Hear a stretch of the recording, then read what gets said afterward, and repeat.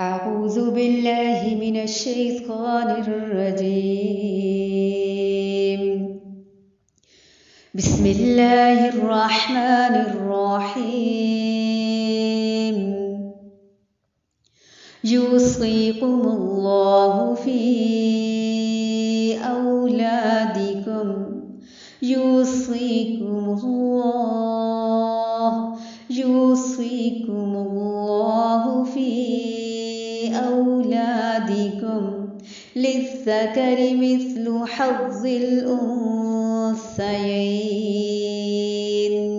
فإن كن نساء فوق 2 فلهن ثلثا ما ترك، وإن كانت واحدة فلها النصف، ولأبويه لكل واحد منهما السدس مما ترك إن كان له ولد، فإن لم يكن له ولد وورثه أبواه فلأمه الثلث، فإن كان له إخوة فلأمه السدس من بعد وصية يوصي بها أو دين.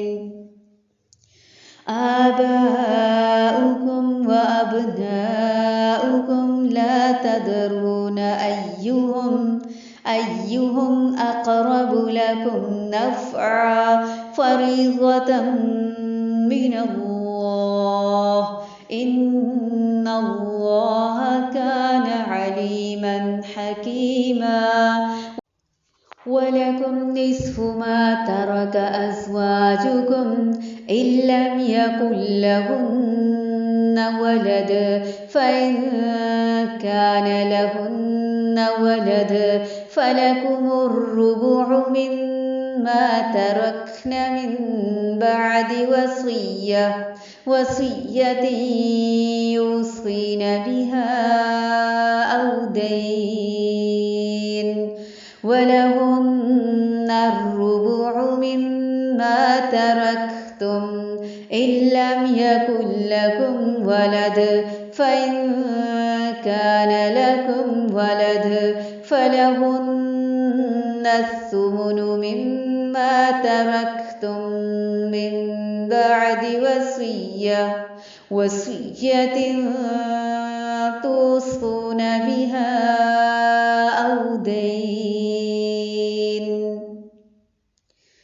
وإن كان رجل يورث كلالة أو امرأة وله أخ أو أخت فلكل واحد منهما السدس، أو امرأة وله أخ أو أخت فلكل واحد منهما السدس، فإن كانوا أكثر من ذلك فهم شركاء في الثلث من بعد وصية يوصى بها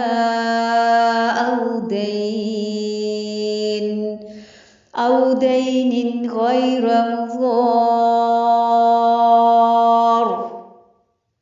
وصية من الله، والله عليم حليم.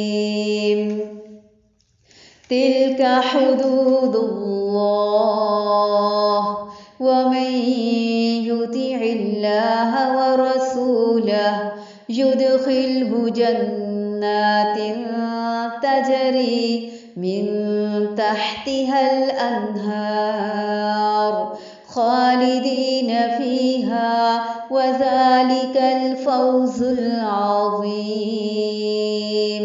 ومن يعص الله ورسوله ويتعد حدوده يدخله نارا خالدا فيها ويتعد حدوده يدخله نارا خالدا فيها وله عذاب